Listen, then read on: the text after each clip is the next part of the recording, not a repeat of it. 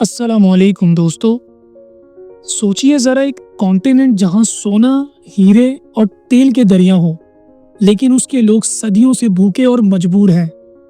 एक कहानी लूट, जुल्म और फिर उठ खड़े होने की। ये है अफ्रीका की दास्तान और उसके राइजिंग हीरो इब्राहिम ट्राओरे की।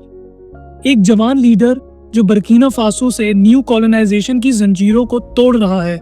आपको क्या लगता है, क्या अफ्रीका अपना खजाना वापस ला सकता है? इस वीडियो में हम देखेंगे कि कैसे कॉलोनियल पावर्स ने अफ्रीका को लूटा, कैसे फ्रांस जैसा सिस्टम आज भी गुलामी बनाए हुए है और कैसे इब्राहिम ट्राओरे और उससे पहले के हीरोज ने इसके खिलाफ जंग लड़ी। तो चलिए शुरू करते हैं। दोस्तों, एक ऐसा कॉन्टिनेंट जहां सोना जमीन से निकलता हो, हीरे जंगलों में चमकते हों और ऑयल के भरे हुए लैंड्स, ये था अफ्रीका, दुनिया का सबसे अमीर खजाना। लेकिन ये दौलत उसके लोगों के लिए नहीं थी।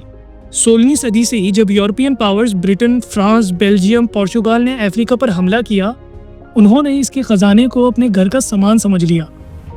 कॉन्गो के जंगलों से हीरे, साउथ अफ्रीका के खानों से सोना, तेल और रबड़, सब कुछ यूरोपियन के शहरों में चला गया और बदले में अफ्रीकन लोगों के हिस्से आई गुलामी, जुल्म और खाली झोली। मसलन बेल्जियम के किंग लियोपोल्ड ने कॉन्गो को अपनी जाती जागीर बना लिया। उसने रबड़ के लिए मिलियंस को गुलाम बनाया और अंगारों की तरह लूट मार की। हिस्टोरियंस के मुताबिक 1885 से 1908 तक कॉन्गो में 10 मिलियन लोगों की जान गई, सिर्फ इसलिए कि यूरोप को रबड़ और हीरे चाहिए थे। साउथ अफ्रीका में ब्रिटिश ने डायमंड माइंस पर कब्जा किया और डी बेयर्स जैसी कंपनीज बनाई जो आज तक अमीर हैं। फिर आया 1884 का बर्लिन कॉन्फ्रेंस, एक ऐसा वाकया जहां यूरोप के मुल्कों ने एक टेबल पर बैठकर अफ्रीका को कागज पर बांट लिया और किसी अफ्रीकन लीडर को वहां बैठने तक नहीं दिया। उन्होंने पेंसिल से लाइंस खींचकर अफ्रीका को अलग अलग अपने हिस्सों में बांट लिया। कॉन्गो यहाँ, नाइजीरिया वहाँ, अफ्रीका यहाँ, बिना सोचे कि ये लाइनें कबाइलियों, ज़बानों और कल्चरल्स को टुकड़ों में बांट देंगी। इसने न सिर्फ अफ्रीका के रिसोर्सेज छीने, बल्कि कबाइली झगड़ों के बीज बोए जो आज भी मौजूद हैं। ये लूटिंग सिर्फ पैसा नहीं चुराती, ये अफ्रीका की रूह, उसकी पहचान और उसके लोगों के मुस्तकबिल छीन रही है। क्या ये इंसाफ था? बिल्कुल नहीं। लेकिन ये कहानी का पहला हिस्सा है। आगे हम देखेंगे कि कैसे अफ्रीका ने अपनी आवाज उठाई। अब सोचिए, कॉलोनियल पावर्स चले गए, लेकिन क्या अफ्रीका सच में आजाद हुआ? नहीं दोस्तों, न्यू कॉलोनाइजेशन ने नई जंजीरों में जकड़ लिया। CFA फ्रांस, ये करेंसी 14 अफ्रीकन मुल्कों में चलती है, लेकिन इसका कंट्रोल फ्रांस के हाथ में है। इन मुल्कों का आधा पैसा पेरिस में रखा जाता है और वो अपनी इकोनॉमी को खुद नहीं चला सकते। तो फिर ये कैसी आज़ादी है? और ये फॉरेन मिलिट्री बेसिस, फ्रांस के बेसिस माली में, US के डिबोटी में, ये सिक्योरिटी के नाम पर अफ्रीका के रिसोर्सेज पर नजर रखते हैं। बर्किना फासो का सोना, नाइजीरिया का यूरेनियम, ये सब वेस्टर्न कंपनीज के हाथ में है और लोकल लोगों के हिस्से कुछ नहीं आता। ये न्यू कॉलोनाइजेशन एक छुपा हुआ जुल्म है जो अफ्रीका को आज भी लूट रहा है। लेकिन अब वक्त बदल रहा है क्योंकि अफ्रीका जाग रहा है। दोस्तों, अफ्रीका के दिल में हमेशा से ही आग जली है, आजादी की आग। Former prime minister of Congo Patrice Lumumba ने कॉन्गो के लिए अपने मिनरल्स वापस मांगे, लेकिन 1961 में बेल्जियम और CIA ने उनका कत्ल करवा दिया। थॉमस संकारा, बर्किना फासो के शेर, ने 1980 में कहा, हम फ्रांस के बगैर भी जी सकते हैं।